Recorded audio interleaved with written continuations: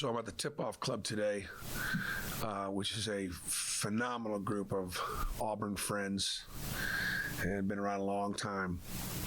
A lot of veterans in that organization. And our pastor, Jeremy, decided that he was going to start off the prayer with Psalm 23. You know about walking through the valley of the shadow of death and all that stuff. I'm like, we lose one game at Neville Arena and we're already at Psalm 23. I said, Jeremy, you maybe wanted to wait a couple weeks before we went to Psalm 23. Yeah, you see the rest of the schedule, right? Yeah. So it's a little quick on the trigger for that, but that's, oh man. Yeah, so you look at West Virginia, and you look at Texas A&M, and you see a lot of similarities. Tough, physical, hard-nosed. Interestingly, this year his team's actually better offensively, than it even maybe is defensively. They turn you over 15 times a game, great ball pressure, make it hard for you to run your offense. They got 6, transfers that are, older. We're all old kids. We tried to recruit Stevenson, the leading scorer from South Carolina a year ago. Great player. They play the right way. They played a brutal schedule. Their losses now. They've lost to Texas and Baylor and Kansas, and they've lost at Oklahoma State, at Oklahoma, at Kansas State in overtime. And they're like 30, I think like 33 in the net or something like that. So this is a team that's, in the field, and this is very, very much would be very similar to a first round NCAA tournament type game, as was last night. And so they get to the line a lot, again, just like Texas A&M. Texas A&M is like 4th in the nation getting to the free throw line. These guys are 11th in the nation and make 17 free throws. Last night, having not watched the tape, I wasn't able to answer quite like what happened once the game got to 10. I really couldn't tell you probably until I went back and looked at it. And we missed some opportunities to score, and then we fouled them. Like late in the game, even though you're down within 5 or 6 minutes in a 10-point game, don't foul.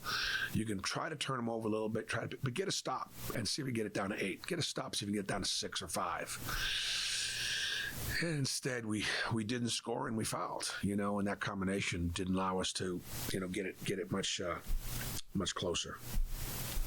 Like the series, I like this format. Auburn has held its own in this series. We've been in it, and we've had some really good wins for the league. This will be a real challenge in Morgantown. Bruce, you mentioned how physical they are and how old they are. I think a lot of them are 5-year seniors. Yeah, it's like the 6th oldest team in college basketball. Yeah, that's kind of like the mantra of a Bob Huggins team. And how difficult is it to get your guys who are kind of on the younger scale ready for these guys who are almost grown adults? Yeah, well, by virtue of the fact that, look, once you get to this point in the season, we're all older. We've all been through it, I think the biggest challenge is going to be, again, for example, Texas A&M played last night like they had to have that game to get in the NCAA tournament. And in some ways, that was a game that when you look at 6 teams going to the NCAA tournament from the SEC, I don't know that Texas A&M is going to finish in the top 2, but they're going to be somewhere between 3 and 6, I would imagine, maybe 7, whatever it's going to be. This is a kind of a similar game.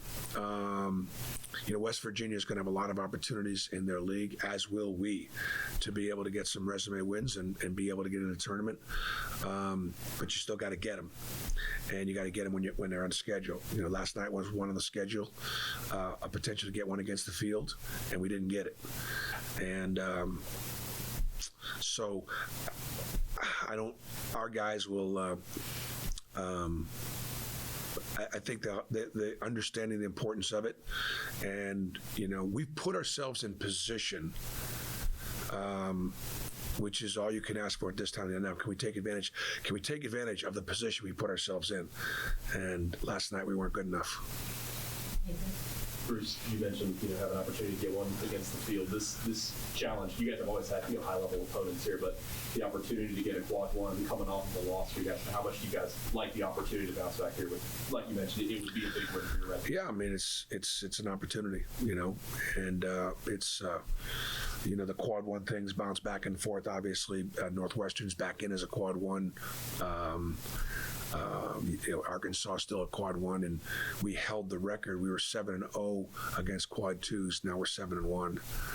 Although I think Texas A&M now is a quad one. So, anyways, no, these games are. People can look at the schedule. You certainly look at it and go, wow, like this is probably the toughest 12-game stretch I can ever remember in my career. But at the same time, it's an incredible opportunity.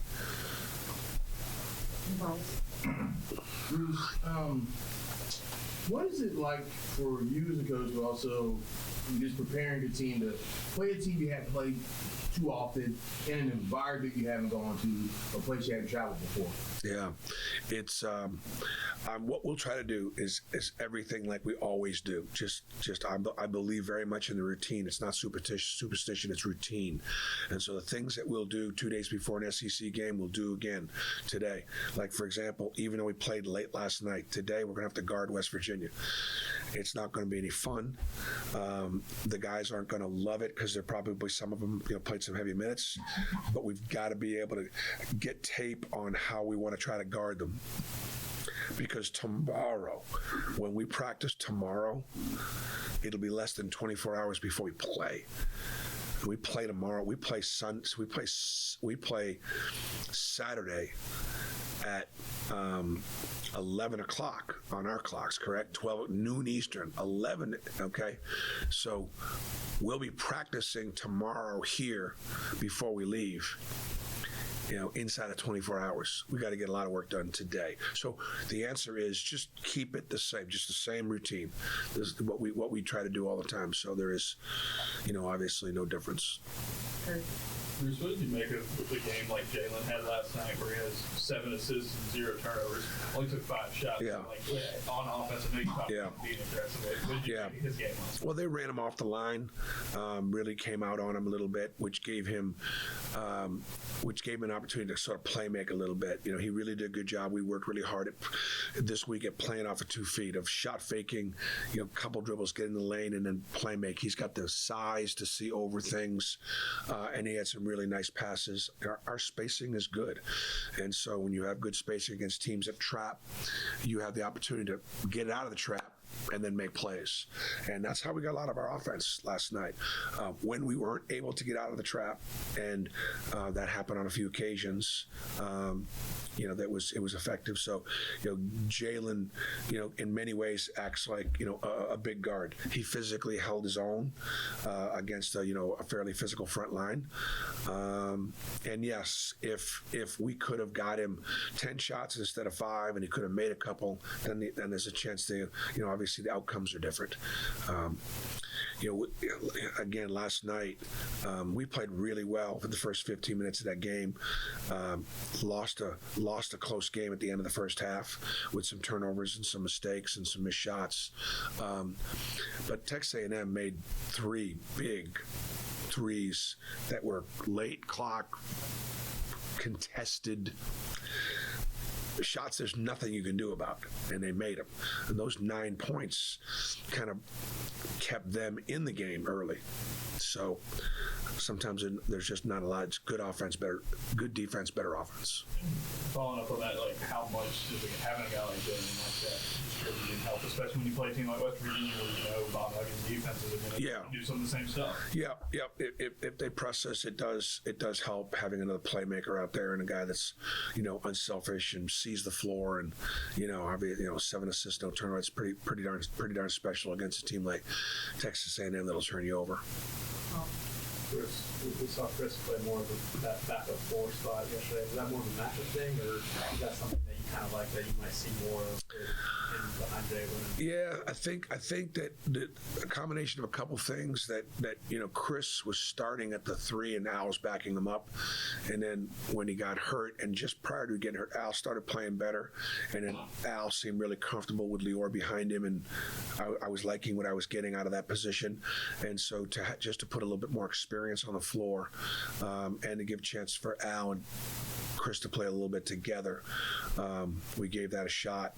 Very, very tough to ask, Chris, to come back after being out a couple weeks.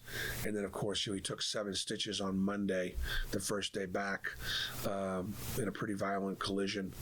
And so, man, it had to be really hard for Chris to be able to play to a high level but he didn't, he was fine out there. But just to put a little bit more experience out there. 2 more questions. Brian Matthews. Bruce, this team improved a lot after the Georgia loss, in my opinion. Do you think this team has the potential to do the same after this loss? Well, if it does, we'll have a chance to win some games. If it doesn't, then we won't. Johan, first time he had played last night.